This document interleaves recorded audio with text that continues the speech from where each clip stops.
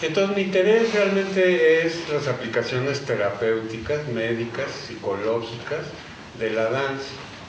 Y eso se deriva del hecho de que están empezando a salir muchísimos estudios que demuestran lo positivo que tiene la danza.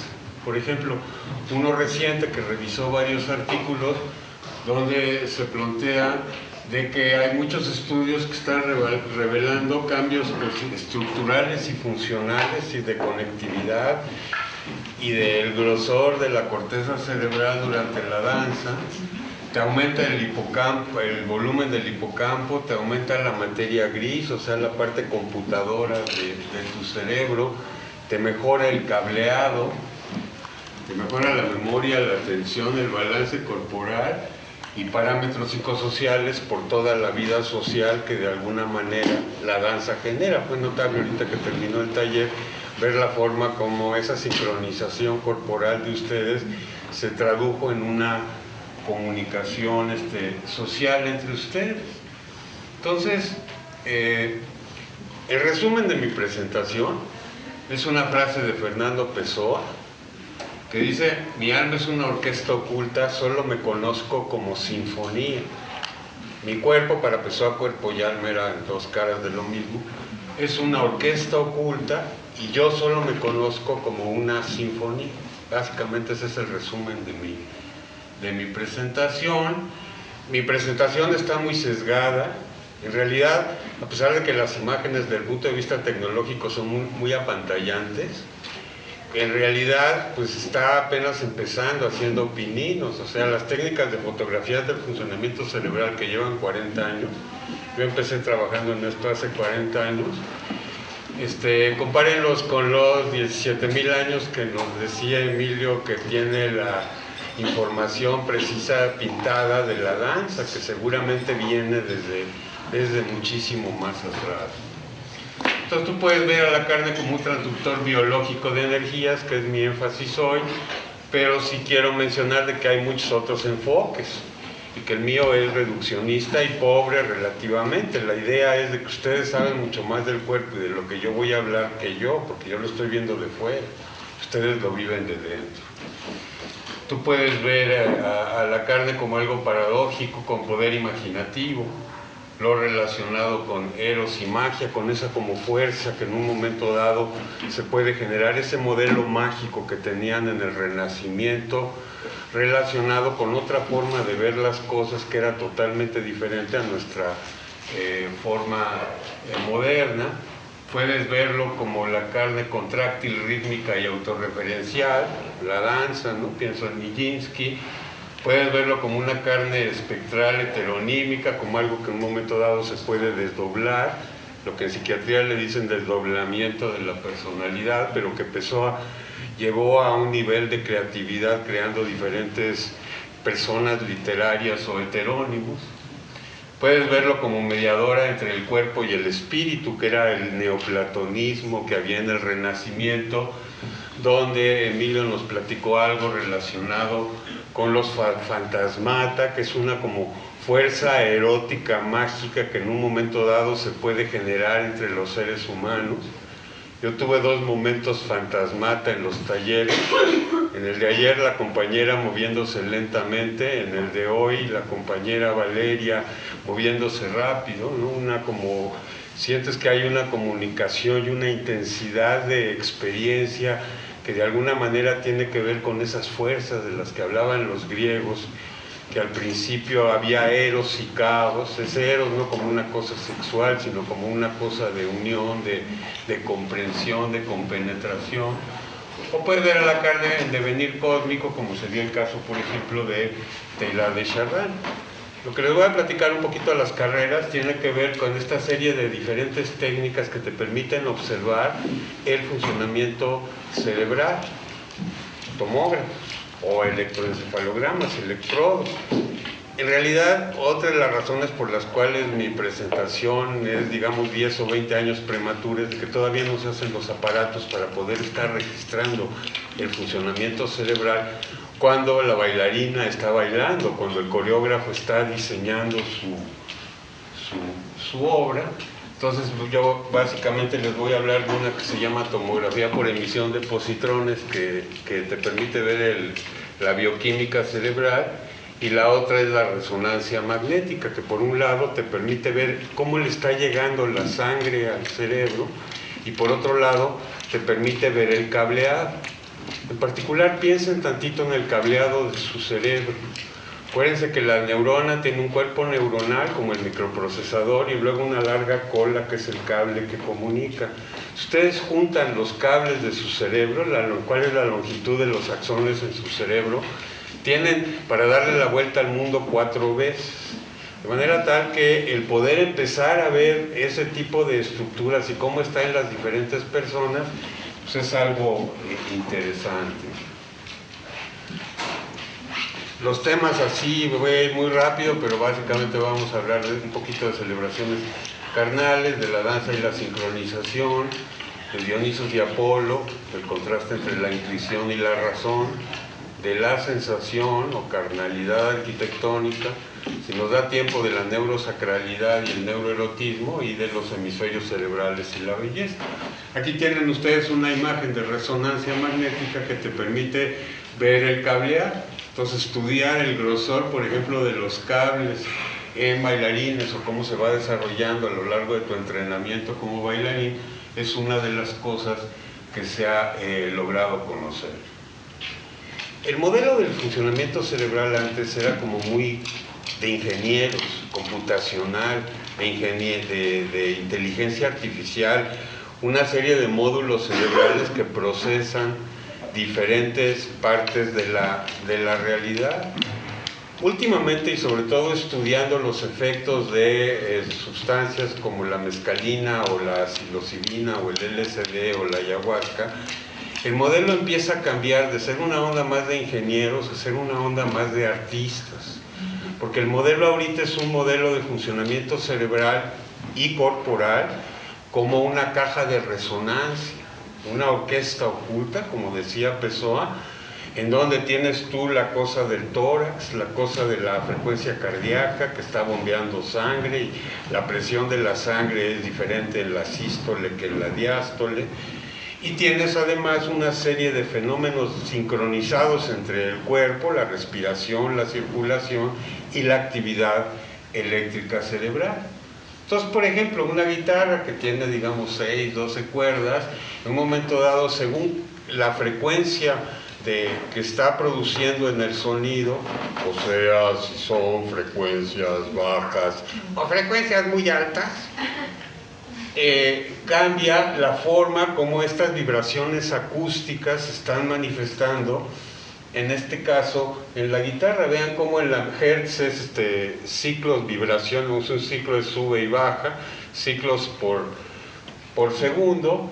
Fíjense cómo va subiendo de 200 a 1100, fíjense cómo entre más rápida es la vibración, más compleja se va generando la manera como las ondas acústicas impactan en la forma de la guitarra. Exactamente lo mismo es en el caso de su cráneo, que sería el equivalente a la guitarra, y de la actividad neuronal, con la única diferencia de que aquí es acústico y lo neuronal es electromagnético, pero de alguna manera la metáfora es bastante precisa.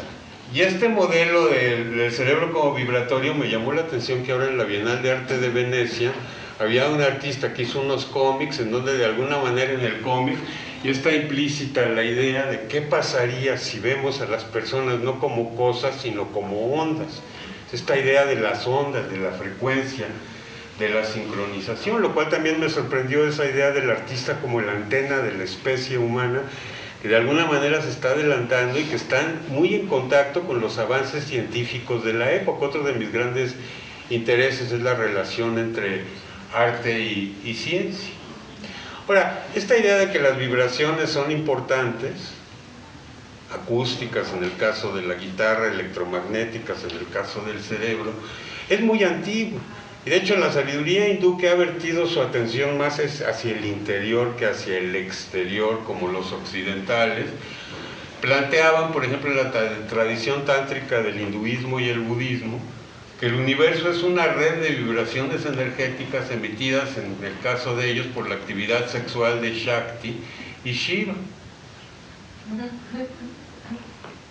Otra idea fundamental es de que si desean ustedes entender los secretos del universo, piensen en términos de energía, de frecuencia y de vibración. Digo, ya sé que son cosas obvias, ¿no?, que les estoy diciendo a los bailarines, pero lo interesante es de que aquí esas inquietudes están entrando muy fuerte ahorita en las neurociencias. Y ahí ven ustedes la complejidad de formas que se generan si te vas a frecuencias más altas. Y por otro lado, para salirnos de la cosa individual y pasar a lo social, también se empieza a documentar, utilizando estas técnicas de imágenes cerebrales, que por ejemplo las ondas electromagnéticas se sincronizan en personas que están como público en una audiencia. Es decir, esa enorme capacidad, por un lado, de sincronizar tú tus procesos, y por otro lado de que a través de esa sincronización se logre de alguna manera la sincronización entre diferentes personas. Hay algo a mí muy extraño que no hay explicación a cómo se da el fenómeno, pero ¿quiénes de ustedes sienten que alguien los está viendo por atrás? Voltean rápido y efectivamente los están viendo. ¿Quiénes sienten eso? No hay explicación. Es la vieja teoría esta aristotélica de rayos de energía que salen de tus ojos, y biológicamente con todo este modelo científico reduccionista no podemos entender eso, pero como que sí nos está hablando de que hay algo compartido, de conciencia compartida, y que de alguna manera tú sientes que tu presencia está en la conciencia del de atrás, y luego volteas. Lo fundamental entonces es esta idea de que hay una profunda correlación entre la respiración, que tanta atención les motiva a ustedes, con la frecuencia cardíaca, con la forma como le llega la sangre al cerebro y con la actividad electromagnética de las neuronas, la orquesta oculta de Fernando Pessoa. Y para de entrada también recordarles de que la variabilidad humana es enorme y que cualquier generalización sobre los seres humanos es errónea por esa misma variedad. Les paso aquí información de cómo empezó a latir su corazón cuando eran embrioncitos de un mes. Aquí está todo el embarazo, cada puntito es un niño que le midieron su frecuencia cardíaca. Vean ustedes cómo empezó su corazoncito a latir como al mes. Subió, anda por allá por niveles como de 200. Miren, hay uno que tiene 200 y aquí hay uno que a la misma edad tiene 140. Y luego como baja un poquito y se mantiene, pero se mantiene también una enorme variabilidad. Es más, el mismo cerebro, con cada latido de corazón que le llega el chorro fuerte de sangre, está vibrando, se está moviendo. Y bueno, Antonin Artaud en el teatro, Martha Graham, usaron la respiración como forma de accesar estados de experiencia humanos con fines dramáticos. Yo sé que en muchos de ustedes el énfasis es musculoesquelético. Entonces aquí nos estamos yendo a qué hay atrás del movimiento musculoesquelético. Todo lo que está trabajando, ¿no?, para llevarle comida, para llevarle oxígeno, para llevarle eso. Y lo que desde mi punto de vista es importante, que es el control sobre esos movimientos, es decir, el cerebro cómo está programando los movimientos. Acuérdense que el principio evolutivo del cerebro humano fue moverse mejor. Es más, no humano, desde atrás, los que sobrevivieron fueron los que se movieron bien para comer, para reproducirse. La forma como la sociedad occidental trata al sistema motor es indignante. Los quieren a todos mundos sentados, ¿no? Dicen que los humanos somos la forma para que las sillas se reproduzcan. O los coches, que también llevan sillas, ¿no? Entonces,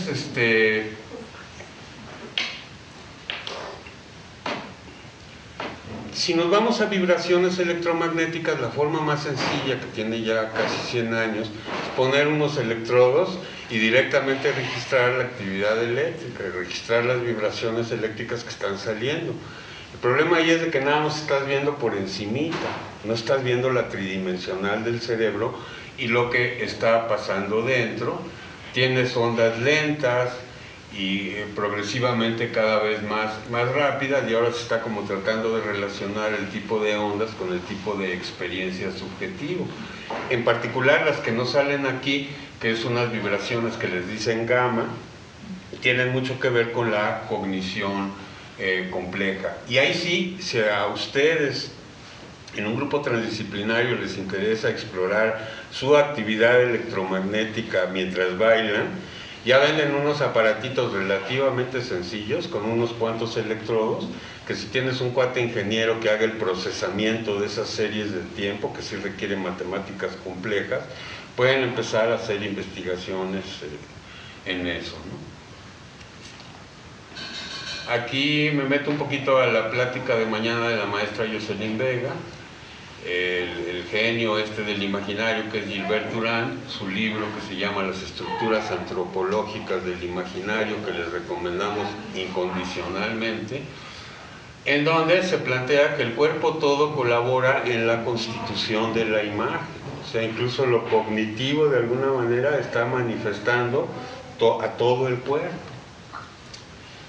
Más de 1 millón de seres humanos han sido estudiados con medio de estos tomógrafos, hay decenas de miles de estudios publicados, y entonces estoy yo aquí como que me pepené los, digamos, 100 o 200 más recientes que han salido en relación con el arte y con la danza.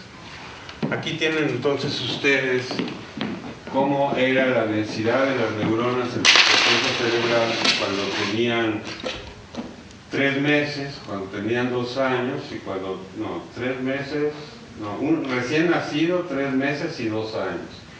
Y vean que lo que pasa es de que las neuronas empiezan a ramificar, se empiezan a generar cables, se quieren comunicar, las neuronas igual que nosotros se quieren comunicar, no quieren estar incomunicadas, les gusta recibir estímulos, entonces se comunican, pero se hipercomunican. A los 6 años ustedes tenían el doble de sinapsis de las que tienen ahorita. ¿Cuál es la diferencia? ¿Qué es lo que pasa? Que según la cultura en la que viven, se van eliminando las sinapsis que no tienen ningún valor en ese contexto. Ustedes al nacer podían producir los sonidos primitivos de los 5000 idiomas a la perfección. En la medida que van creciendo, acostumbran su oído y sus neuronas del lenguaje a cierto tipo de estímulos, de cierto tipo de frecuencia, de manera tal de que ya si aprenden algún otro idioma a los 10, 15 años, se nota. Y lo mismo sucede con la cosa gustativa, con la cosa visual, con la cosa social, con la proxémica, qué tan cerca o qué tan lejos toleras a los otros, de manera tal de que el cerebro de ustedes ahorita ya es totalmente cultural, o sea, sí fue programado biológicamente, pero por este fenómeno de hipercrecimiento y luego poda, de alguna manera ya el cerebro de ustedes está muy adaptado a la cultura o las culturas en las que vivieron. ¿Queda claro? Entonces decíamos, vamos a hablar de tomografía de positrones, vamos a hablar de resonancia magnética nuclear, y viendo a las bailarinas, pues obviamente hay allí un como conflicto entre las dos grandes fuerzas que nos rigen a los humanos, que es por un lado la fuerza gravitatoria del peso y por otro lado la fuerza electromagnética que nos permite con el azúcar y con el oxígeno crear la energía para crear el electromagnetismo, ¿no? Entonces, ahí tienen eso. Aquí tienen el espectro electromagnético. Es la parte del cuerpo humano que está hecho para ver, ¿no? Vemos un pedacito del espectro electromagnético, es lo que llamamos color, pero hay otras partes del espectro electromagnético, es decir, de frecuencias son mucho más rápidas de las que vemos, de los fotones que vemos, o mucho más lentas, que no podemos percibir. De hecho, todo lo de los medios de comunicación ahorita nuevos, la revolución digital, tiene que ver precisamente con aprovechar esta parte del espectro electromagnético que son ondas más lentas, ¿no? Piensen en términos de energía.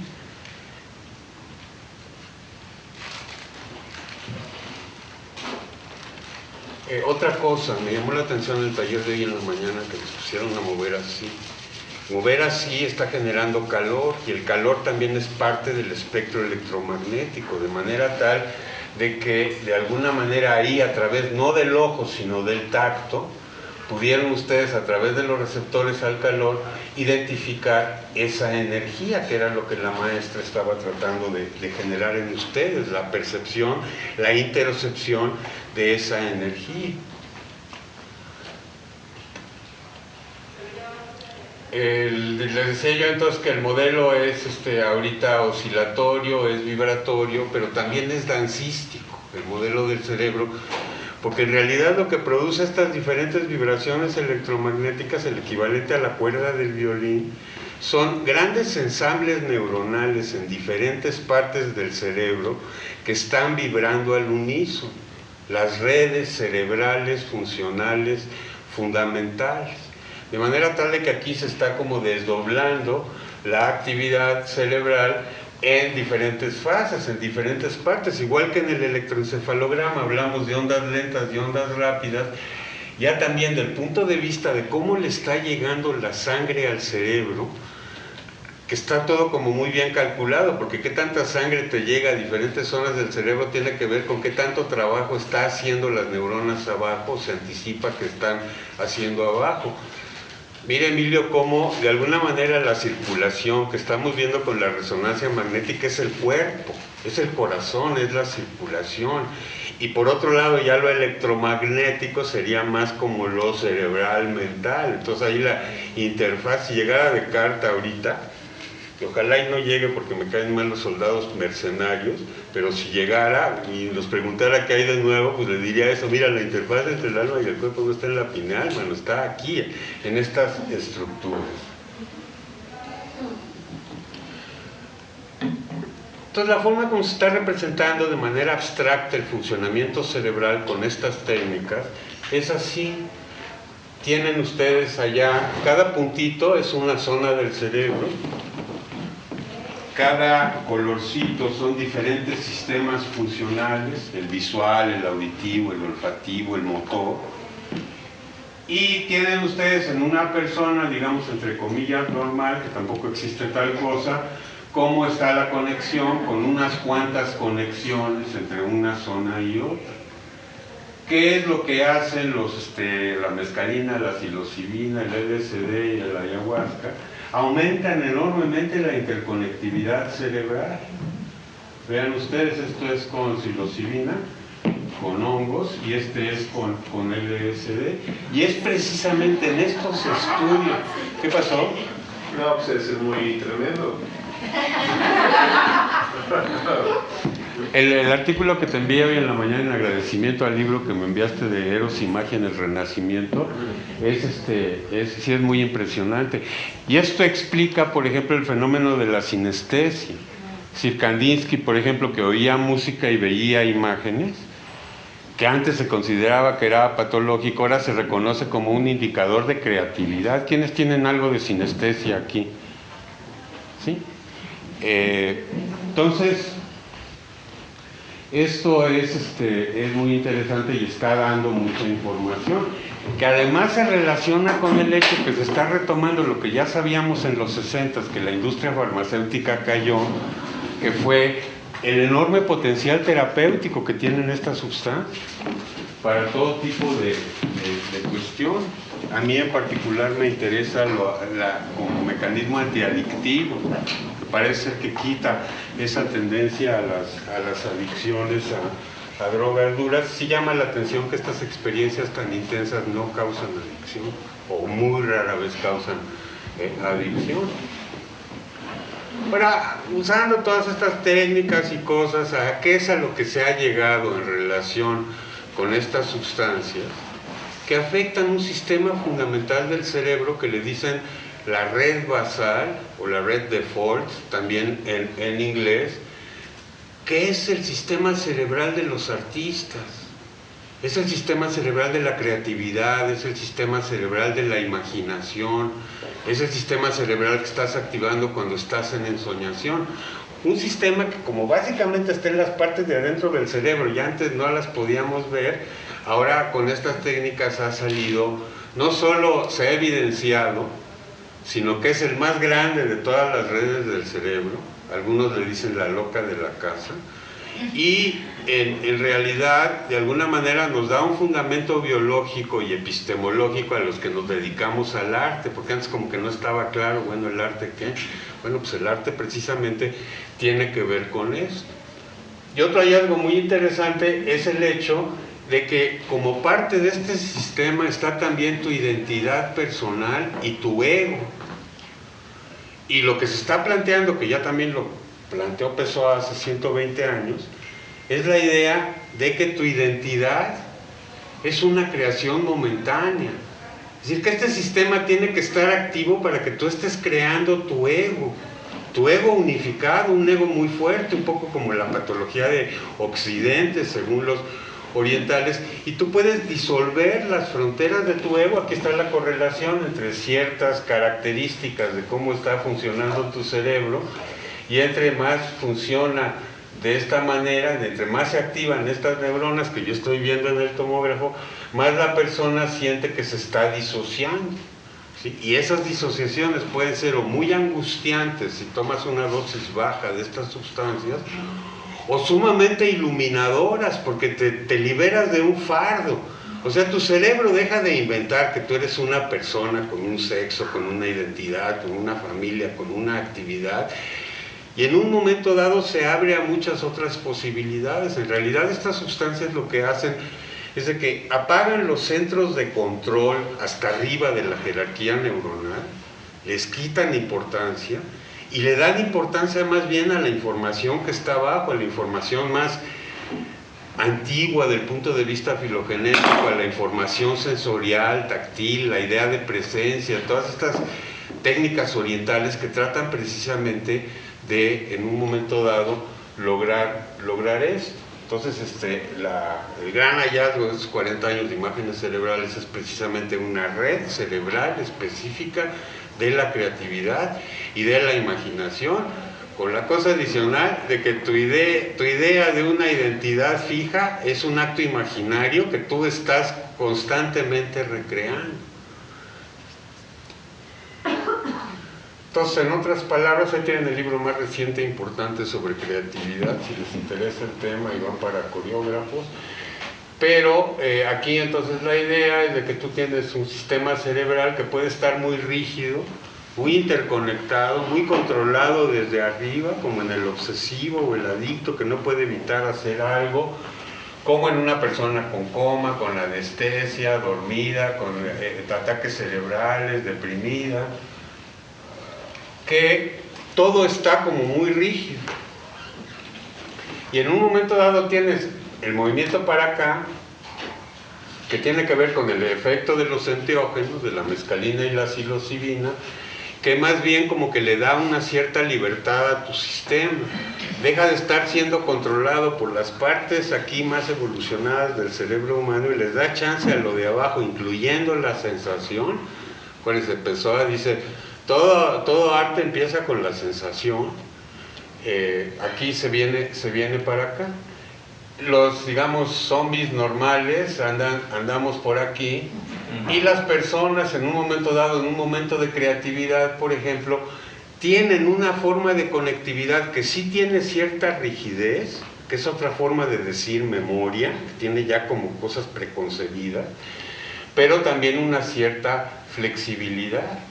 Y de hecho a eso los matemáticos están estudiando esa propiedad de sistemas muy interconectados, de estar conectados rígidos o muy totalmente al azar, o en este estado de criticalidad que le da mucha flexibilidad al sistema y que es lo que te induce en un momento dado la creatividad o los enteógenos.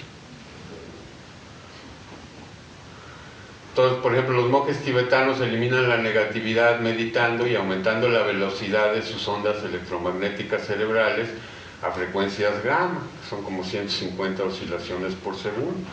Y ahí tienen ustedes el ejemplo de una persona que acaba de empezar a meditar, muy poquitas ondas gamma, en azul poquito, y los monjes tibetanos, muchísimas ondas gamma y mucha como intercomunicación entre las diferentes partes del cerebro.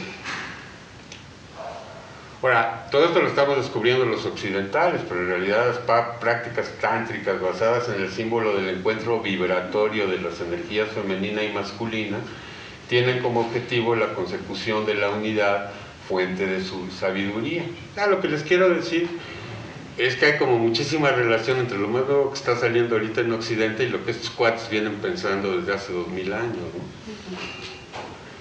Algo notable del punto de vista del cableado cerebral es que es diferente el cableado cerebral en hombres y en mujeres, bastante diferente. Los varones más bien tenemos mucho cableado dentro del hemisferio izquierdo, que sería, digamos, por decirlo rápido, el hemisferio de la razón y de la lógica y del orden, o dentro del hemisferio derecho, que tiene que ver con la creatividad, con la música, con la intuición, con el mundo visual, con la presencia, que es el tema del coloquio que nos marcó Nora, esa idea de que esto es presencia, el derecho es vitalidad, el izquierdo representa, el izquierdo es Televisa. Los expertos de los dos hemisferios cerebrales le dicen al hemisferio izquierdo el hemisferio Berlusconi, porque es el que controla los medios de comunicación, porque efectivamente el lenguaje, la manifestación del lenguaje está muy centrado en el hemisferio izquierdo. Las mujeres, en cambio, tienen mucha más comunicación entre los dos hemisferios cerebrales. De manera tal que desde el punto de vista biológico, pues esta estructura pareciera ser que está mejor adaptada a una buena comunicación cerebral que a la de los varones. Ahora, tampoco nos vamos a poner de que aquí están los hombres y aquí están las mujeres, es multidimensional. Acuérdense que Jung hablaba de un ánima femenina que tenemos los hombres y un ánimo masculino que tienen las damas de hoy, ¿no? Entonces, todo esto está de alguna manera muy relacionado. Incluso se plantea que la parte izquierda del cerebro tiene que ver, la parte derecha del cerebro, controlada por el hemisferio izquierdo, tiene que ver con el lado masculino de tu cuerpo, y el otro con el lado femenino de tu cuerpo. Entonces son como, en un momento dado, cosas muy complejas, ¿no? Pero es así como una generalización interesante. Me acuerdo ahorita de una cita de Albert Einstein que decía: la razón, que yo asocio con el hemisferio izquierdo, la intuición, o sea, que yo asocio con el hemisferio derecho, la intuición es un don sagrado. La razón, su fiel sirviente. Hemos creado una sociedad que venera al sirviente, al izquierdo, y que se ha olvidado del sagrado don relacionado con activar el hemisferio derecho. Entonces, se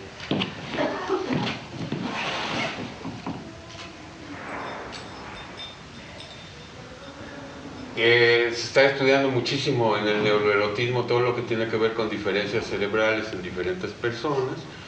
Entonces, ahora que con la nueva transformación, con la cuarta transformación, está como muy de moda el reconocimiento de la diversidad sexual, pues eso también aquí se manifiesta. Entonces, ahí tienen ustedes las zonas del cerebro que tienen mayor grosor, más neuronas, en personas que tienen estas situaciones intersexuales, ¿no?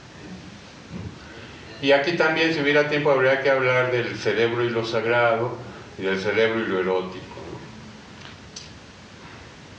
Pero rápido, hacia una diapositiva para darles una idea. Esos son los circuitos cerebrales del amor, es decir, las zonas cerebrales que se activan cuando la persona en el tomógrafo está viendo la imagen del ser amado, o la mamá de su hijo, que son zonas muy similares. Y entonces se han distinguido tres tipos de diferentes circuitos, tres tipos de diferentes módulos, tres tipos de cuerdas en esta sinfonía que constituye tu conciencia, que tienen que ver con lo que llamamos amor. Ahí está la parte romántica, la parte idealista, la parte de los trovadores, la parte de que mi pareja o mi ser anhelado es lo máximo y todo lo veo perfecto y lo imperfecto lo borro, haría yo cualquier cosa por ella, todo el tiempo pienso en ella en una forma obsesiva, etcétera, que está aquí representada en zonas en rojo. El morado están las zonas que tienen que ver con el deseo sexual, con el hipotálamo, con la testosterona, rápido y furioso. Y hay un tercer circuito que no está manifestado aquí, que tiene que ver con la fidelidad a largo plazo, con el apego. Y cada uno de estos circuitos, las neuronas, que están en diferentes lugares, se comunican entre sí con diferentes sustancias. El sexual tiene mucho que ver con los estrógenos y la testosterona. Y digo primero estrógenos y luego testosterona porque resulta ser otro golpe al ego masculino en la posmodernidad, que la testosterona, para que ejerza sus efectos de deseo sexual y de violencia en los varones, se tiene que convertir dentro del cerebro a estrógeno para tener su acción. Pero el caso de que son estrógenos y progesterona. Luego el otro tiene mucho que ver, el del amor romántico tiene mucho que ver con la dopamina, con la hormona del placer, con la hormona del deseo, con la anticipación de la promesa de felicidad.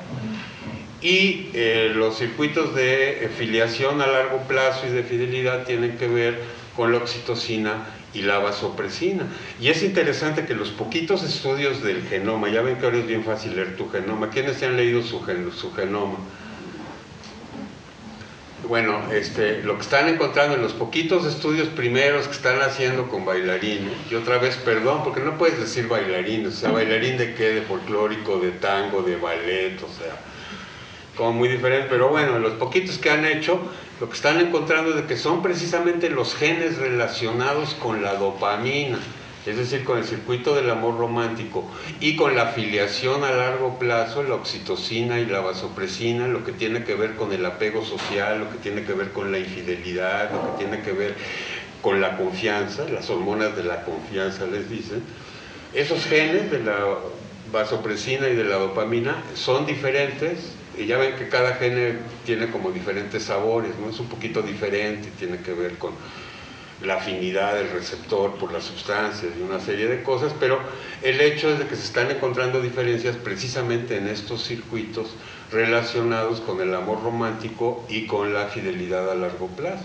Lo cual me recuerda otra frase de Fernando Pessoa, que es que el origen del sentimiento estético es sexual, ¿no? De alguna manera. Y bueno, Gloria Contreras estaría de acuerdo que danzar es la mejor y más pura forma de hacer el amor. Ahí tienen una tomografía de positrones, ya no nada más del cerebro arriba, sino también de todo el cuerpo, la parte de arriba del cuerpo. Entonces ahí el rojo lo que indica es mucho consumo de azúcar, y como ven ustedes, los que más consumen azúcar, ¿no? Los caciques, los mandarines de su cuerpo, pues son precisamente el cerebro y el corazón. Entonces, vean ustedes a su cerebro como una serie de mapas de diferentes modalidades sensoriales. En particular, lo que nos interesa más en danza es lo que tiene que ver precisamente con una parte aquí, en la parte de enfrente del lóbulo parietal, que tiene un mapa de su cuerpo, de la tactilidad de su cuerpo, de los múltiples receptores. No es un sentido el tacto, son muchísimos en diferentes sentidos, al calor, a la vibración, al dolor, a la temperatura, etc. Lo que hicieron fue que le abrieron a alguien el cráneo, porque tenía epilepsia y había que operarlo, y fueron estimulando eléctricamente a través de la energía electromagnética diferentes zonas, y vieron la persona que reportaba qué parte de su cuerpo sentía que se le estaba estimulando. Vean ustedes la enorme representación relacionada con la cara y con los labios, con las manos, con los pies. Vean ustedes, de entrada, en su cerebro, la parte de afuera tiene más que ver con procesamiento del mundo de afuera. Y la parte de adentro, acuérdense que son dos hemisferios que están totalmente separados anatómicamente, pero unidos con 300 millones de cables en los hombres y como 350 millones en las mujeres. Entonces, la parte de afuera que tiene que ver, por ejemplo, con comunicación social, con la manipulación de los objetos, con el mundo exterior, tiene muchísima representación. El torso, la espalda casi no tiene representación. Vimos ayer un poco lo que dice Ted Sean de que hay que trabajar sobre la expresividad precisamente de la espalda. ¿Por qué? Porque pues es una zona sobre la cual normalmente vemos a la gente de frente, sobre la cual no trabajamos, pero en un momento dado tiene muchísimo que ver, como vimos ayer, con la expresividad y con la riqueza de la danza. Luego vean algo muy curioso que es la sensibilidad relacionada con los genitales, está muy cerca de los pies. Entonces, otra cosa divertida de la ciencia actual es que te está permitiendo relacionar sabiduría antigua con cosas modernas. Entonces, aquí lo que nos está diciendo el mapa, ¿no? Además, acuérdense de que hay como estimulación colateral, o sea, se activan las neuronas del pie y en un momento dado se están activando también las de los genitales. No hay una película de Tarantino donde van platicando dos cuates en el coche y uno le dice al otro, oye, yo me siento muy mal porque me pidió la esposa del jefe que le masajeara los pies. Y el otro le dijo, no hombre, no importa, pues él te lo pidió, no importa, en realidad sí importa. Y en realidad esa sabiduría está... La energía sexual kundalini comienza en el dedo gordo del pie izquierdo y se va subiendo como una víbora hasta la parte de arriba, ¿no? El Ananga Ranga, que es un como Kama Sutra, pero no de gimnasia, sino de cosas un poco más finas, también plantea, ¿no? Dice tal cual, si una mujer quiere poseer el deseo de su hombre durante toda su vida, estimúlale otra vez el dedo gordo del pie izquierdo. En el Japón antiguo tú podías representar en las placas eróticas todo el cuerpo femenino menos los pies. Hay todo un rollo que tienen los chinos, ¿no? También el control del pie de sus damas cuando había mucha represión femenina. Entonces algo bonito, bueno, que a mí me divierte mucho de esto es ese tipo de correlaciones. Y por otro lado están muy presentes. Esta es una estatua que se presentó ahora en la Bienal de Venecia, donde también este artista de alguna manera, por sus fenómenos de interocepción, estaba de alguna manera accesando esas partes importantes de su cerebro y estaba de alguna manera sintiendo por la presencia de sus pies, que tiene que ver con todas las neuronas que hay nada más para los pies, y lo estaba incluyendo en su expresividad artística. Aquí tienen la reconstrucción de esto en dos dimensiones. Este sería más o menos el mapa de las neuronas que están registrando la sensibilidad táctil. ¿Por qué les insisto tanto de la sensibilidad táctil? Porque resulta ser que lo sensorial y lo motor, lo sensorial táctil y lo motor, están pegados en el cerebro. Occidente, que ya ven que a todo le gusta rebanar y clasificar, incluso lo puso en lóbulos diferentes, ¿no? El motor en el frontal y el sensorial en el parietal. Pero acuérdense de que ustedes en realidad lo que tienen son 2 metros cuadrados de corteza cerebral, que es una placa continua, es como una sábana. Se ve, es como una toalla que metes en una maleta y tiene como que doblarse, pero en un momento dado la parte sensorial táctil y la parte motora están pegaditas uno junto a la otra. Incluso los estudios recientes están demostrando que está mal el modelo que me enseñaron a mí, que es que está primero la sensación y luego la percepción y luego la memoria y el sentimiento y la cognición y luego la acción, ¿no? Siempre el sistema motor al final. O sea, Occidente, en su deseo de controlar a la población, sistema motor lo relegó a básicamente que la gente se siente en silla, ¿no? Entonces, tienen ustedes esta idea de la importancia de estos mapas. Ahora, me pueden decir, oye, pero mi imagen corporal no es eso. Pues sí, efectivamente. Puede ser que la persona que hizo esta escultura sí estuviera de alguna manera accesando específicamente, logrando bajar su conciencia específicamente a esta zona grande de los pies, y por eso su manifestación artística lo tuvo que hacer así. Pero esa es otra como idea fundamental, que en realidad lo sensorial, táctil y lo motor es parte del mismo sistema. Que en realidad, como dice mi hermano Javier, que nos honra aquí con su presencia, la cosa es anticipar, y tu modelo básicamente lo que hace es anticipar, ¿no? Predecir al otro. Tu cerebro lo que está haciendo no es registrando la realidad y luego haciendo un modelo. Su cerebro todo el tiempo está anticipando qué va a pasar y simplemente está checando si lo que le está llegando es lo que había anticipado o no. Entonces esto es una idea importante. Aquí tienen ustedes entonces en el parietal atrás el mapa sensorial, y el que más ejercitado está en ustedes, que es este control ya directo que se ejerce sobre los músculos en diferentes zonas del cerebro. Este es su mapa motor. Como ven, pues no hay genitales, porque pues no hay movimiento en los genitales, pero todo lo demás se parece en un momento dado bastante. Y otra vez, la espalda es muy pequeña, una gran mano, grandes labios, grande cara y los pies. ¿Sí está claro esta idea de los mapas? Es más, digo, hay gente que pinta con los pies y entonces los meten al tomógrafo y les ven esto, y esto nos recuerda la enorme plasticidad del cerebro. Aumenta mucho la actividad de esa zona, o sea, aumenta el grosor, aumenta el número de neuronas que tienen, y entonces estas personas tienen una zona de representación especial para cada dedo del pie.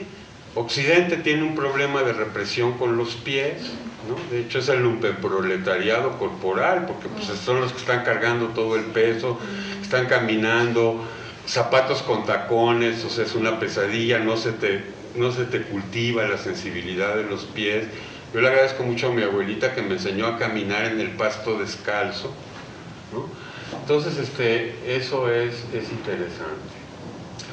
Otra forma de ver todo esto es tratar, un poco forzando la metáfora, de relacionar el hemisferio izquierdo con Apolo y el hemisferio derecho con Dionisio.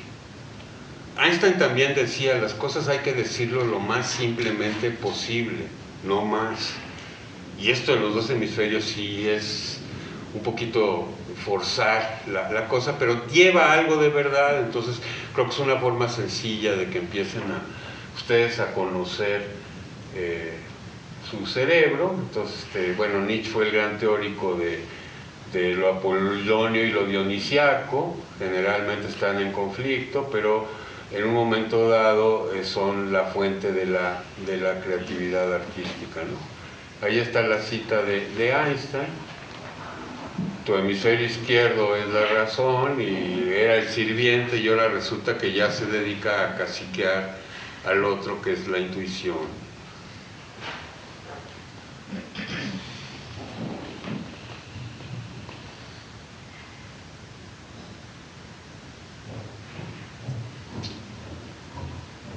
Entonces esta red básica de la imaginación, nuestra red de la comunidad artística, no la visual de los arquitectos y de los pintores y de los diseñadores, no la auditiva de los músicos, no la de los filósofos o los contadores, a los abogados, que tiene que ver con el lenguaje, sino una específica de nosotros, más allá de lo que se decía antes de que no, pues es un desarrollo emocional.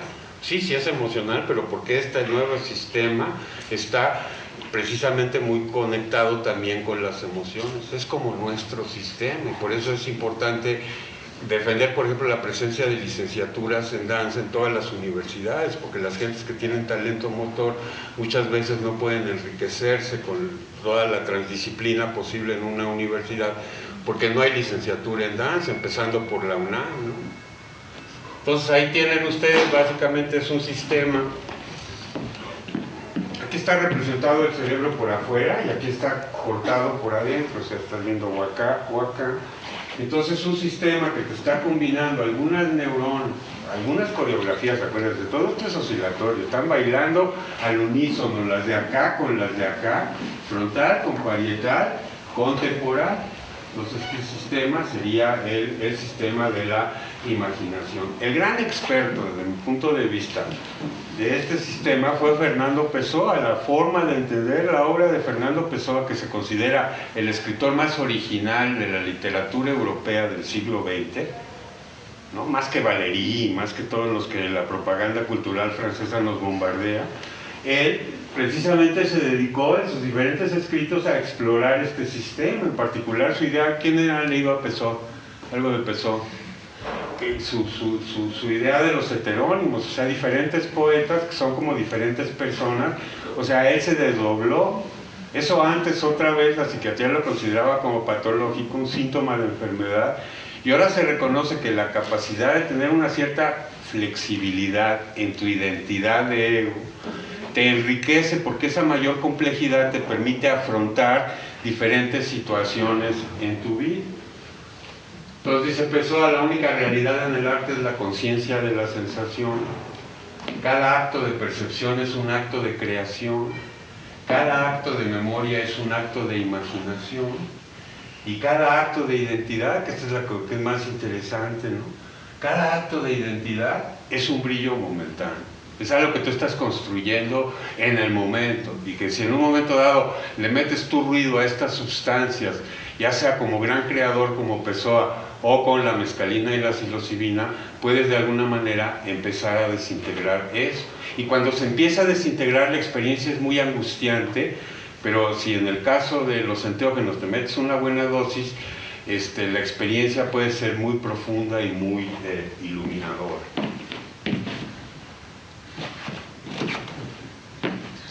En realidad, yo veo una telaraña con ojos poéticos, igual que Tomás Araceno, el artista argentino que presentó en la Bienal su Sociedad de la Aracnofilia. Yo veo realmente, y aquí Javier igual nos puede comentar algo, pero el movimiento que tiene que hacer la araña, lo que yo lo veo como la danza de la araña, calculando de qué ramas pongo los ejes principales y luego haciendo sus círculos concéntricos y su base, es como una forma, yo lo veo no solo de danza, sino una danza matemática, porque en realidad aquí lo que está haciendo la arañita puede ser perfectamente descrito por una ecuación matemática, y de hecho esta imagen de aquí yo la saqué de un libro de matemáticas que tiene Javier allá afuera, en donde tiene que ver con las transformadas de Fourier y de Laplace, que te permiten en una ecuación expresar esta perfección del movimiento de las arañas. Y luego un artista agarró y les dio droga a las arañas, y entonces, como ven ustedes, con cannabinoides, con anfetaminas, con cafeína y con hidrato de cloral, pasamos de lo que yo veo, perdón, pero de la perfección de la belleza del ballet al arte moderno, a la danza moderna y contemporánea, un poco como el paso de acá a acá. Ya sé que está mal lo que estoy diciendo, pero como aquí la celebración carnal y la presencia tiene mucho que ver con la autenticidad, como vimos en el Teatro Cervantes ayer y antier, precisamente lo que distingue a ustedes es esa como búsqueda de autenticidad. Pues estoy siendo sincero. Ahí tienen lo de Tomás Araceno, lo que presentó en la Bienal de Venecia, que seguramente fue de lo primero que se inundó ahora que la tuvieron que cerrar por las inundaciones. Celebraciones carnales. Todo empieza de alguna manera, decía Pessoa, en la sensación, y entonces ahí tienen ustedes los diferentes tipos de receptores, que son celulitas, que por un lado son sensores, son detectores, detectan algún cambio que puede tener que ver con el aroma, ¿no? La estructura molecular de las sustancias que estás comiendo y que comiste, y en realidad es el olor. Lo importante para la gastronomía no es el gusto, es el olor. El gusto es bastante tonto, tiene 5 sabores básicos. En cambio, lo que le da la calidad gastronómica a los alimentos es la cosa olfativa, que yo veo como una forma de tactilidad. O sea, la tactilidad no nomás es en grande con mis dedos. Aquí también estas células maravillosas pueden en un momento dado sentir a la molécula, y según diferentes tipos de molécula mandar la señal de que pues, llegó el sabor de canela o llegó el sabor de pimienta. Hay segundo de los receptores al tacto. Receptores a la visión, en realidad ustedes tienen 2 sistemas de visión, un sistema en blanco y negro y un sistema a color. O sea, hay neuronas que nomás cuentan el número de fotones. mucho fotón es blanco, poco fotón es negro, ven en blanco y negro, y otras neuronas privilegiadas que ven también la longitud de onda del fotón, que los humanos inventamos, otra vez como un acto de imaginación y de creación, como el color, o sea, las cosas no tienen color. De hecho, lo que nosotros vemos como color es lo que la materia rechazó. Los fotones que no fueron absorbidos y que te rebotaron son los que tú ves, ¿no? Lo mismo con las ondas acústicas, lo mismo la cosa táctil del sabor dulce o salado o agrio o amargo, etcétera. Entonces si todo empieza en la sensación, pues todo empieza entonces en los receptores sensoriales. Ahí tienen de alguna manera cómo se representan los diferentes sentidos en las diferentes partes del cerebro. Básicamente la visión en la parte de atrás. Aquí tienen los olores, el sonido, el sabor y lo que decíamos de la cosa táctil en precisamente esta parte. Son los mapitas esos que les enseñé del tacto. Aquí estaría lo sensorial táctil y aquí estarían las neuronas que directamente controlan el movimiento motor.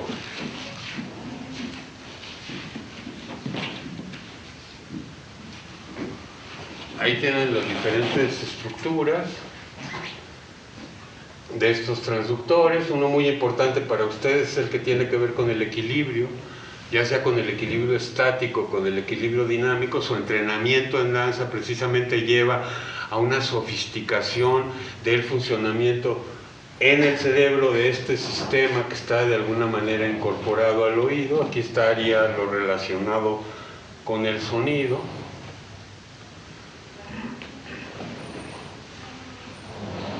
La sincronización en danza, ya un poco saltando, ya se me está acabando el tiempo, es importantísimo.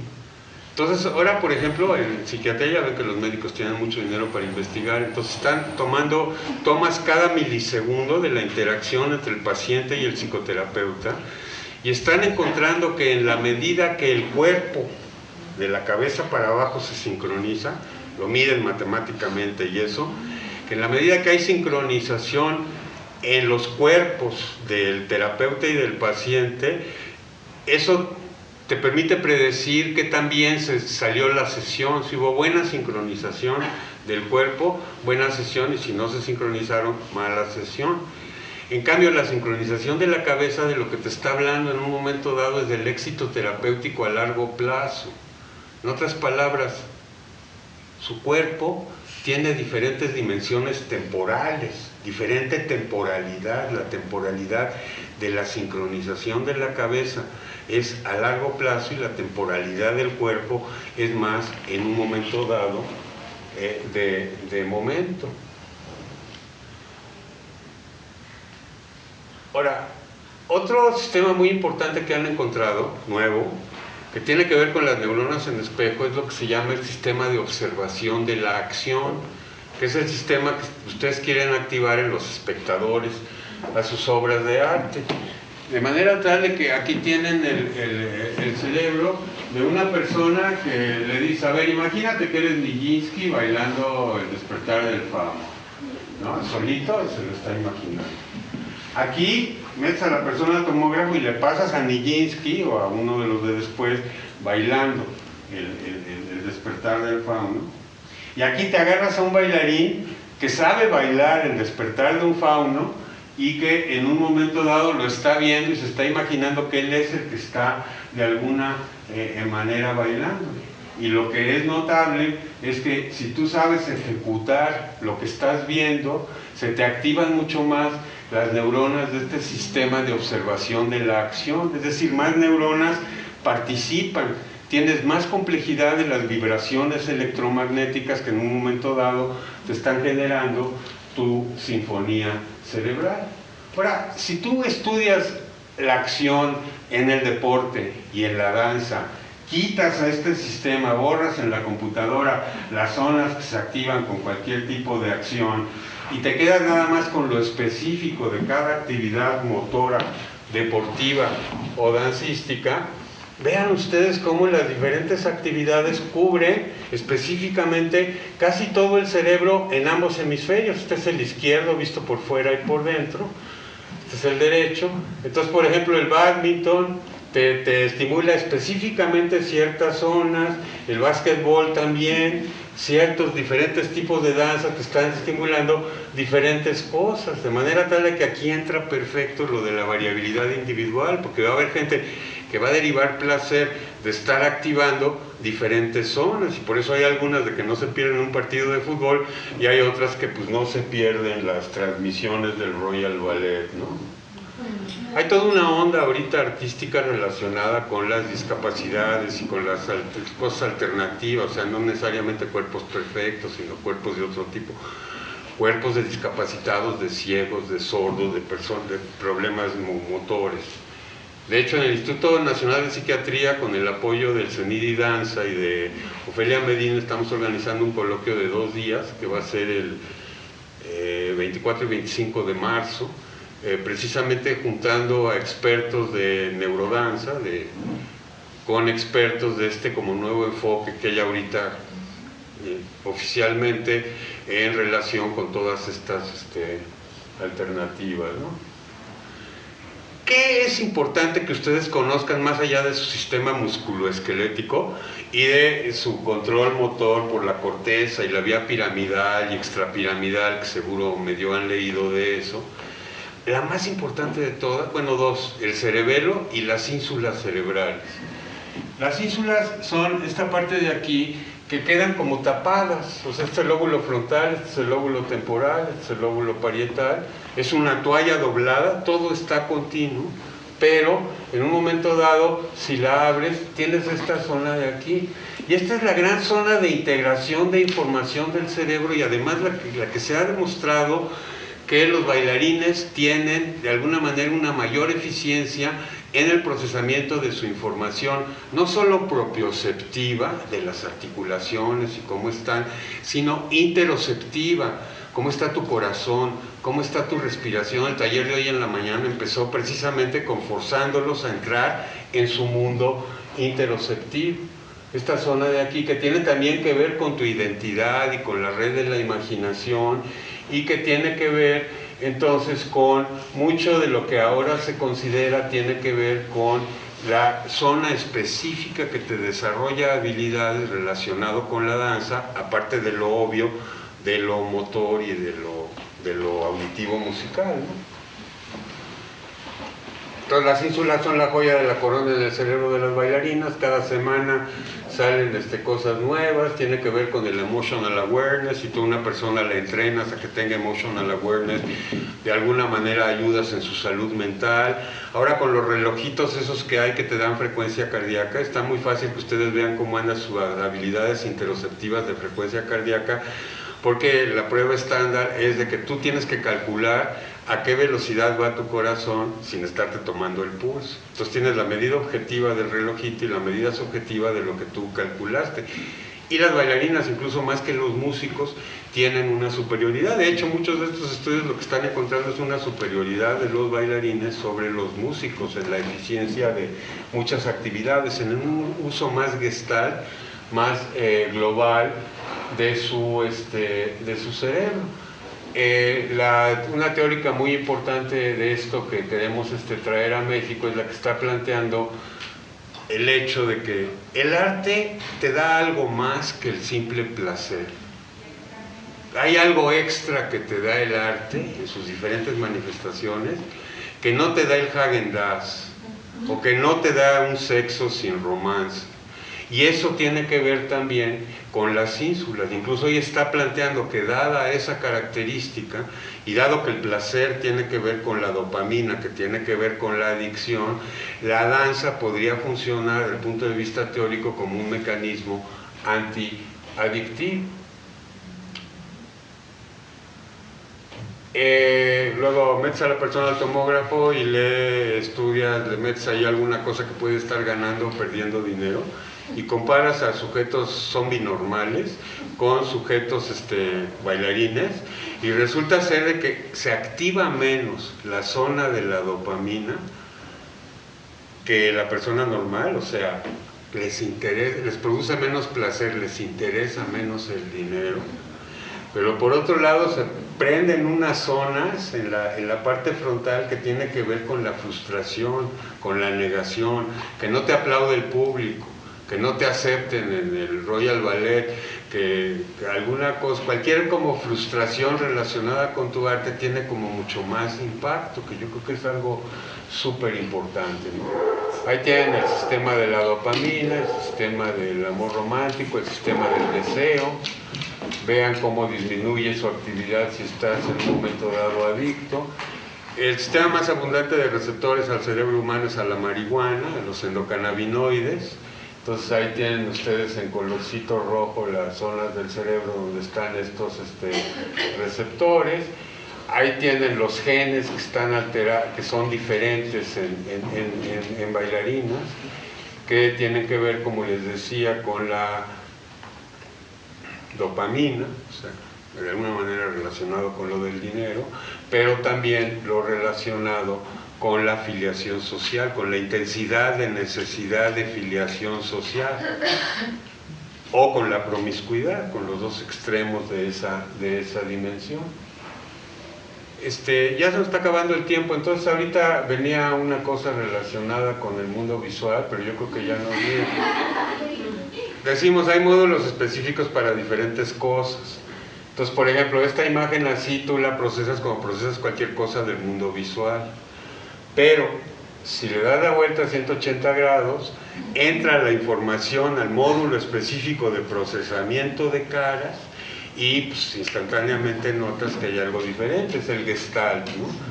Y por otro lado les recuerdo de que todo lo que tiene que ver ahorita con la inteligencia artificial y con la cosa esta de la sociedad de la vigilancia que Google y Microsoft y esas compañías han hecho, los programas de inteligencia artificial que están atrás de eso han sido inspirados precisamente en el estudio de la vía visual ventral, cuyo objeto final es reconocer las caras, o sea, la intencionalidad del que tienes enfrente. Bueno, pues ahí tienen eso. Los orientales ven diferente a los occidentales, eso aquí hay mucha gente que les interesa el gusto, entonces en un momento dado también es como interesante. El occidental explora más bien los ojos y la boca, en cambio los orientales fijan su mirada, hay medidas muy precisas. ¿Tú estás leyendo un libro ahorita sobre la historia de la mirada? Sí. Estudios muy precisos de que los orientales ven en un momento dado diferente, de hecho hay diferentes tipos de personas, aquellos que somos buenos para visualizar caras, objetos, ¿no? Como los diseñadores industriales o como los psicólogos, ¿no? La cara, la expresión musical, y hay otros que son los coreógrafos o los arquitectos que son buenos para visualizar espacios. La vía visual ventral se va para abajo y reconoce caras, y lo de arriba es todo lo que tiene que ver con el espacio, que pues para ustedes es quizá tan importante como lo de la energía. No sé con qué terminar. Bueno, aquí el lenguaje, son las zonas del cerebro que están procesando la semántica del lenguaje. Como ven, ustedes están distribuidos en toda la corteza cerebral. Entonces yo creo que terminamos con esta, que es su sistema auditivo, visto en grande, ¿no? En la cóclea del oído, entran los sonidos, y entonces las bajas frecuencias se atoran en un lado, las altas frecuencias se atoran en el otro. Atoran, quiero decir, empiezan a vibrar específicamente ahí. Ahí hay estas neuronas que tienen estos cables que mandan la información, y dentro de las neuronas están estas proteínas que son proteínas contráctiles. Yo me las imagino como 3 bailarines, que en un momento dado, cuando le llega la presión de la olita aquí, se apachurran y entonces sale la señal. Llegó una onda acústica de esta o otra frecuencia, de manera tal de que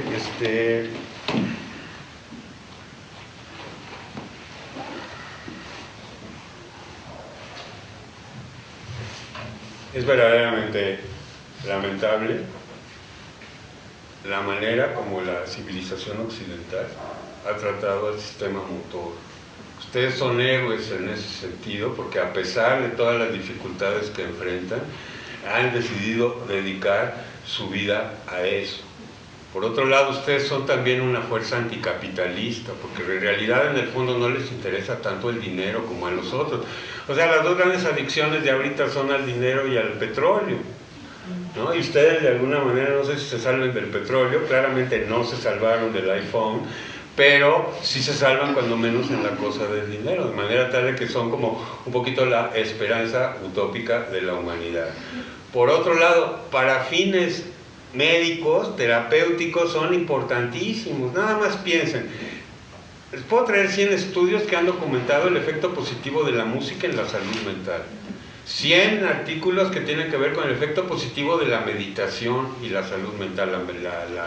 De alguna manera, el estar danzando, a quienes les genera un estado un poquito, que pudiéramos decir, alterado de conciencia. ¿Sí? Luego, por otro lado, se sabe muy bien que el ejercicio es buenísimo para la salud. Los dos problemas ahorita fundamentales desde el punto de vista médico del país son la enfermedad de Alzheimer y la diabetes, y ambas están respondiendo en investigaciones ya hechas con toda la formalidad de los protocolos médicos, están respondiendo a la terapia con danza. De manera tal de que aquí básicamente la invitación es a que vean eso como un cierto tipo de desarrollo profesional en un momento dado. Les agradezco mucho su atención. Bravo.